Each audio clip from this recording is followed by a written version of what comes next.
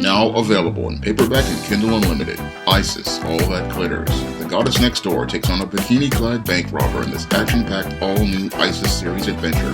Get Isis, All That Glitters in paperback and Kindle Unlimited today. For the second straight month in a row, manga titles have dominated the top 20 in comic book sales. Now, this is a very troubling event because usually in the American comic book market, Marvel and DC Comics usually dominate the top 20 when it comes down to comic book sales. Now, the Marvel and DC sales have been declining over the last few years due to poor quality. Unfortunately, many who are running Marvel and DC, they are not really concerned in the editorial department about the decline in quality of the books or concerned about the decline of the quality of the sales. And the parent companies of Marvel and DC, your Discovery, Time Warner, and your Disney, they aren't really too concerned about the decline in quality or the decline in the sales because in the big picture of their business model, they are more focused on the licensing and merchandising of your Marvel and DC characters, and they make most of their money through licensing and merchandising products, and they also make their money more on adaptations of Marvel and DC characters like TV shows like Superman and Lois on the CW, or your MCU movies and the merchandise associated with the Marvel Cinematic Universe. So most of the parent company is more concerned with the licensing and merchandising of Marvel and DC as a commercial property than it is about the publishing division. And because they're not really concerned about the publishing division at Marvel and DC, this is why the whole publishing division has been a complete disaster for over 2 decades.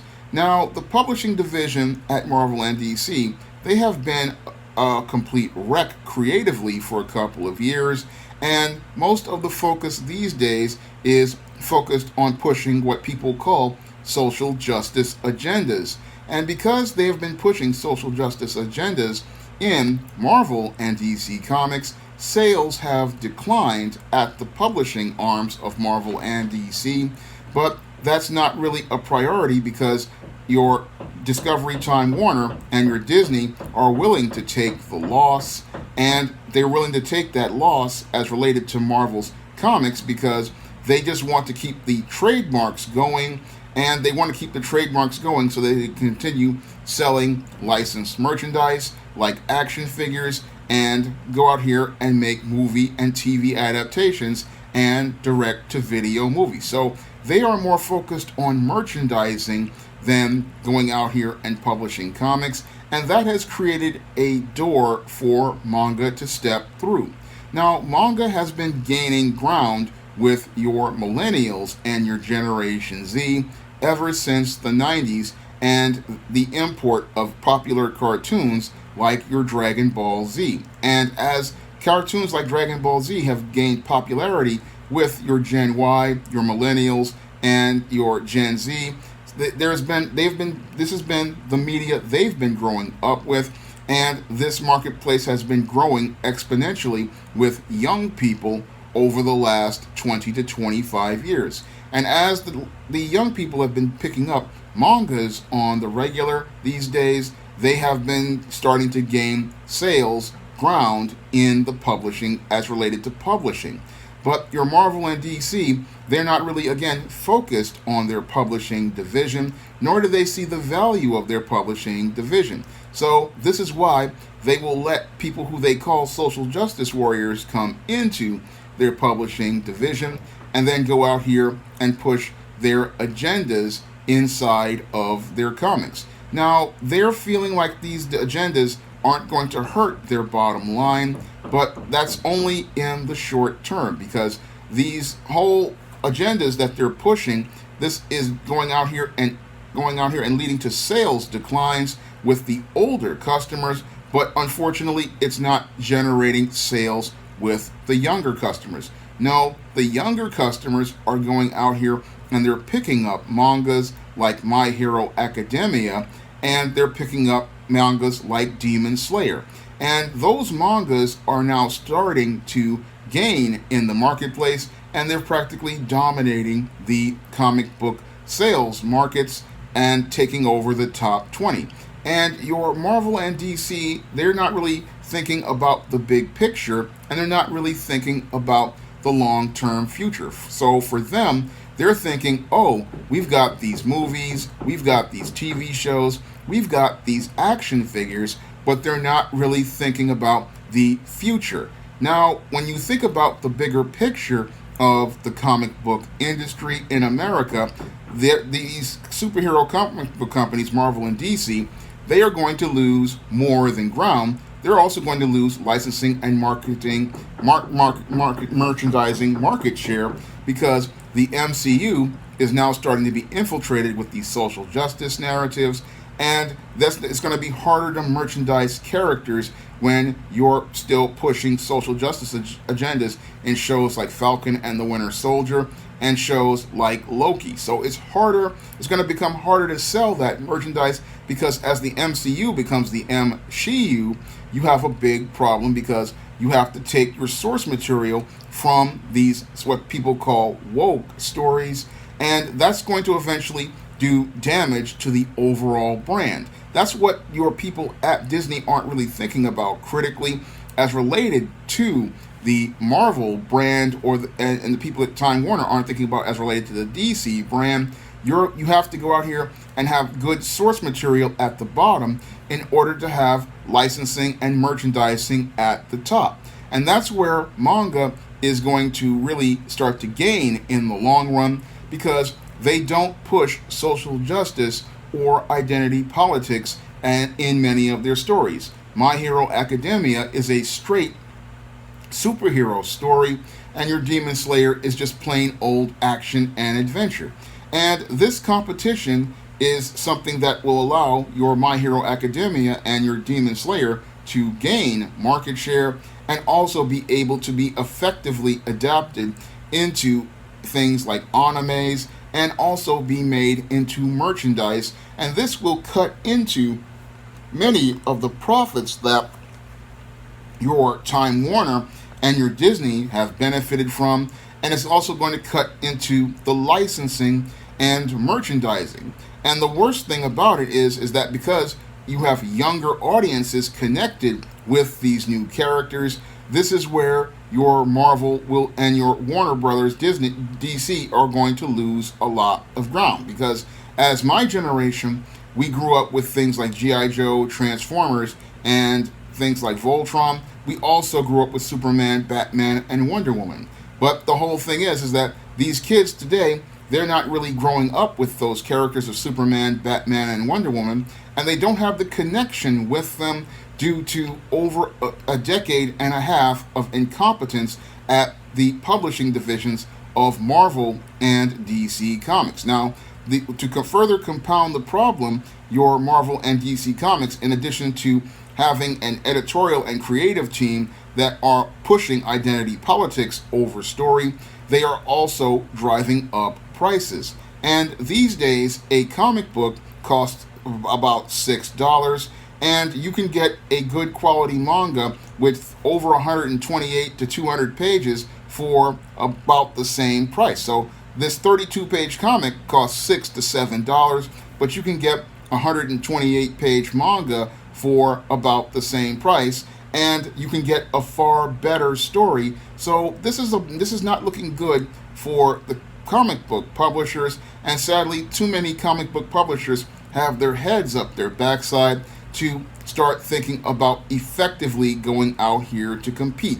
Because many of these people who are working in the comic book business at Marvel and DC, the two leading comic book companies, they are more focused on trying to push their political agendas, and they're thinking that eventually people will be coming to them because they want to hear these political messages. Unfortunately, they really do not understand the comic book publishing business, because in the comic book publishing business, you are selling, and you are selling a escape, because the goal of publishing a comic is generating sales, and you are selling an escape to readers who are looking for an action and adventure to get away from their hard day at work. Unfortunately, many who work at Marvel and DC, they want to give you a problem, not understanding that the average American already has to deal with enough problems in their lives, at their job, with their wife, with their girlfriend,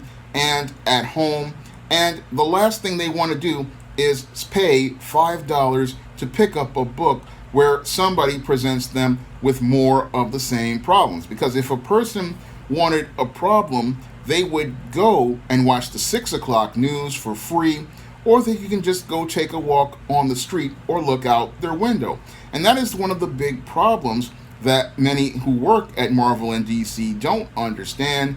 The customer already has enough problems. What they want from you is an escape, and they also want a solution. So if you go out here and give the customer a problem and tell him he has to pay for it, what the customer is going to do is put your book back on the rack and then head over to the manga where they can get the things that they want. So many of your comic publishers, they're not really thinking critically about the business of comics, and that's why they're losing so much market share to manga, and that's why they're no longer in the top 20, and they're eventually going to wind up losing so much market share that they won't be able to go out here and license and merchandise things, because a lot of the people who are working at Marvel and DC and who are running the parent companies are not really thinking about the big picture as related to the business.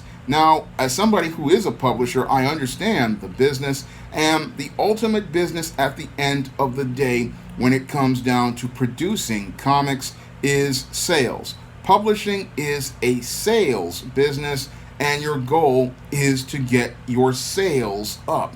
And you get your sales up by producing quality content, and it's the quality content you produce that generates the word of mouth. Unfortunately, most of the people who are working in America's comic book publishing marketplace, they're all about generating word of mouth on social media. Unfortunately, the word of mouth they want to generate is negative publicity.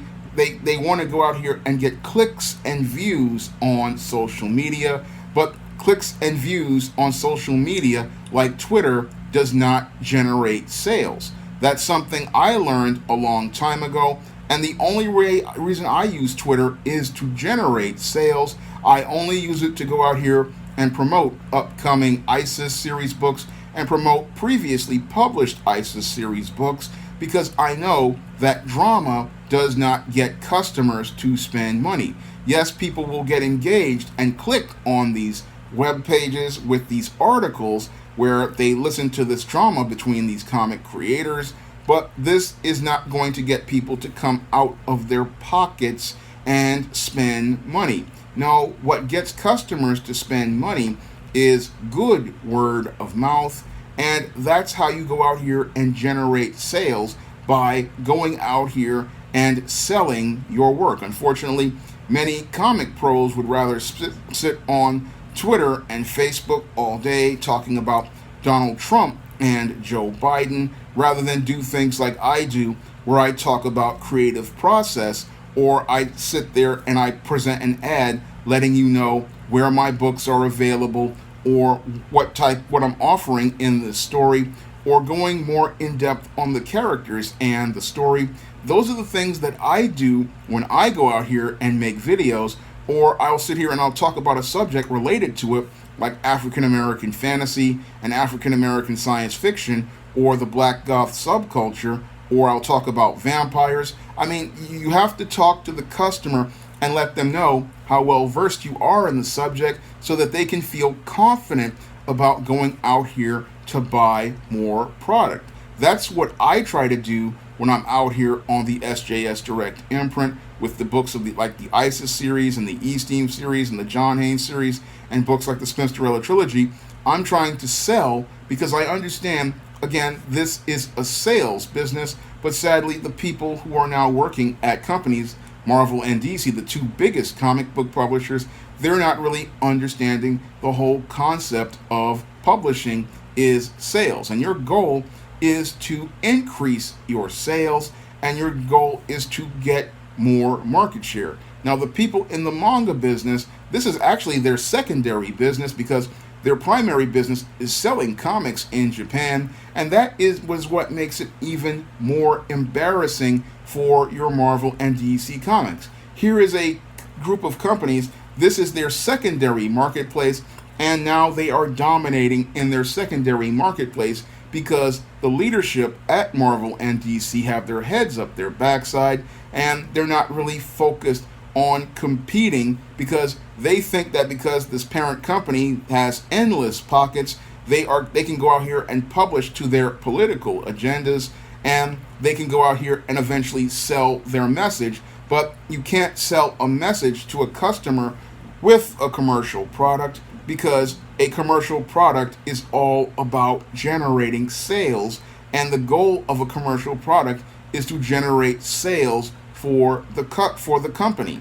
The goal of a comic book is to generate sales, which creates revenue to cover the costs of production. And then if you get enough sales and can cover your cost of production and produce a bit of a profit, you can then invest in another title. But the people at Marvel and DC, they are so dependent on the parent company's revenue, they take it for granted, and they don't understand that eventually you reach a point where your sales reach a low point where it just doesn't make any sort of sense to publish as many titles or take as many risks as you need to. So where they're at, we're probably never going to see an end to Marvel or DC comics, but they will just reduce the number of titles being produced because the sales just aren't there.